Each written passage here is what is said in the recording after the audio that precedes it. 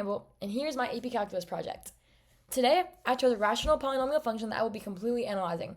My function is r of x equals x cubed minus 4x squared minus 11x plus 30 all over x cubed minus 4x squared minus 15x plus 18.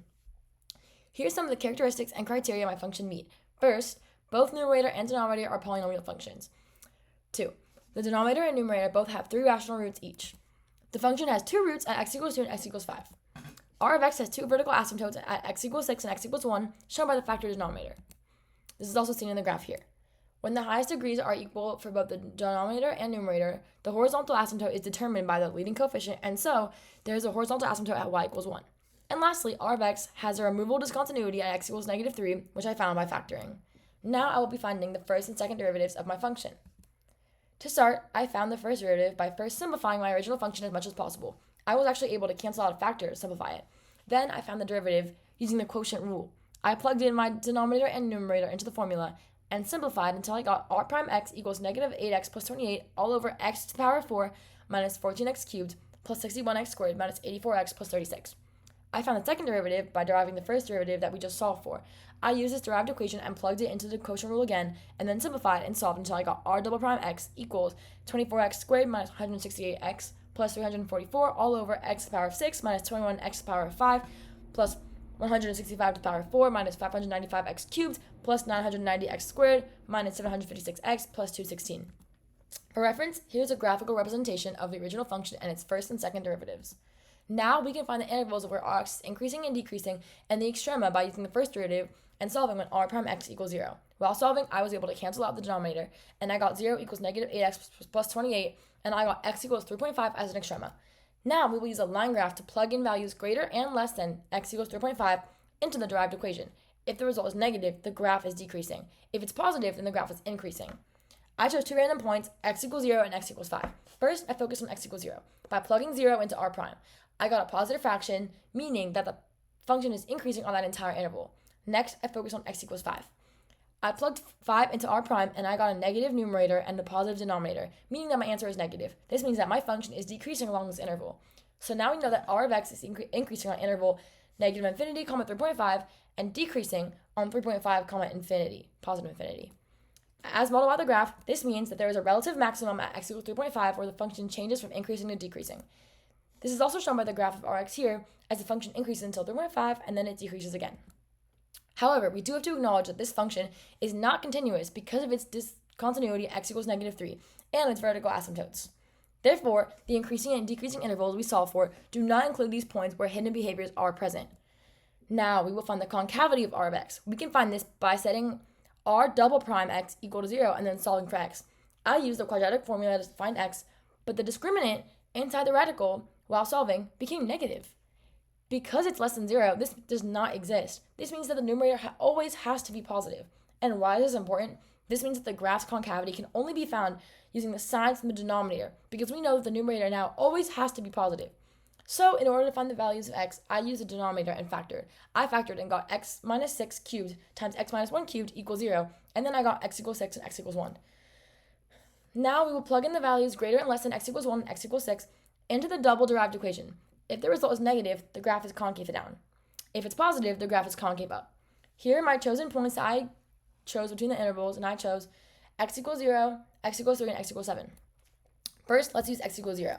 I plugged in r double prime 0, and I got a positive fraction, meaning the interval is concaving up. Next, x equals 3. I plugged in 3 to r double prime and simplified and got a negative answer. So the graph here is actually concaving down. Lastly, x equals 7. After plugging in, I got a positive fraction once again. So the interval with x equals 7 is concaving up. So the graph of r of x is concaving up at negative infinity, 1, united with 6, positive infinity. The graph is concaving down to the interval 1, 6. Now looking at the line graph, we can see the differences in concavity and when they change. Because of the concavity changes at the points x equals 1 and x equals 6, these are points of inflection. Now we will be using this function as an example to satisfy the mean value theorem. Let f of x equal x cubed minus 4x squared minus 11x plus 30 all over x cubed minus 4x squared minus 15x plus 18, and let c be the number that satisfies the mean value theorem. For f on the interval 2, 4, find the value of c. So what we're really solving for here is to find the slope of the secant line over that interval. So using the qualifications of the MVT, we know that from previous analysis that f of x is continuous on the closed interval 2, 4. it is differentiable on the open interval 2, 4 as well. So, therefore, by MBT, there is just a value of C such that f prime of C equals f of B minus f of A all over B minus A. So I solve by plugging in f of 4 minus f of 2 over 4 minus 2, the numbers in the interval, and simplifying to get 1 over 6. Since now f prime of C is equal to 1 over 6, I plugged in to this entire equation and for f prime of C, and then I solved for C. I did this by cross multiplying and then factoring over time. After this long process, I eventually solved it and got C equals around 2.807. And what does this mean? This means that this value on the interval, this is where the slope of the secant line on the interval and the slope of this tangent line are the exact same value. Next, we are going to prove the existence of the function r of x and its roots by using the intermediate value theorem, the IVT. So, one of the function's roots is x equals 2, so we can use IVT to actually prove this. If f of x is continuous on a given interval a, b, then x equals 2 exists such that f of 2 belongs to the interval f of a, f of b. I chose the interval containing x equals 2, so I just chose 1.5 and then 2.5, since x equals 2 is between them. Then I plugged each number into the function f and got f of 1.5 equals negative 0.7778, f of 2 equals 0, and f of 2.5 equals 2.381. And the value of f of 2 is still between the values of f of 1.5 and f of 2.5 as shown by the inequality here. Therefore, by IVT, this zero's existence is guaranteed because while x equals 2 exists between 1.5 and 2.5, f of 2 also exists between f of 1.5, f of 2.5. Now we will apply the extreme value theorem to the function. If f is continuous on a closed interval, then f has both a maximum and minimum value on the interval.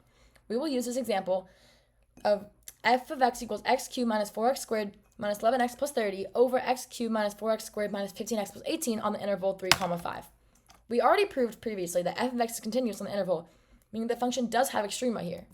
So I graphed the function on the given interval to find the maximum and minimum there. I found a maximum at the point 3.5, 0.36 and a minimum at 5, 0. Lastly, I will be using the equation of my function to find the equation of a tangent line and a normal line at x equals 0. First, I need to find the x and y coordinates for x equals 0 within the function.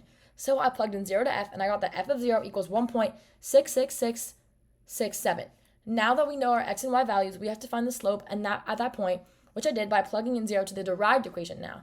I got 7 over 9, which is now the slope of the tangent line. Using this information, we can set up the equation of a tangent line. The equation is at y equals 7 over 9x plus 1.66667. I was able to use this information to find the equation of the normal line by taking the negative reciprocal of the slope of the tangent line. Since the slope of the tangent line is 7 over 9, the slope of the normal line will now be negative 9 over 7. Now we know the equation for the normal line, which is y equals negative 9 over 7x plus 1.66667. Here's a sketch of the graph, where the tangent line is graphed in pink and the normal line is graphed in purple. And thank you! Subscribe for more amazing math content.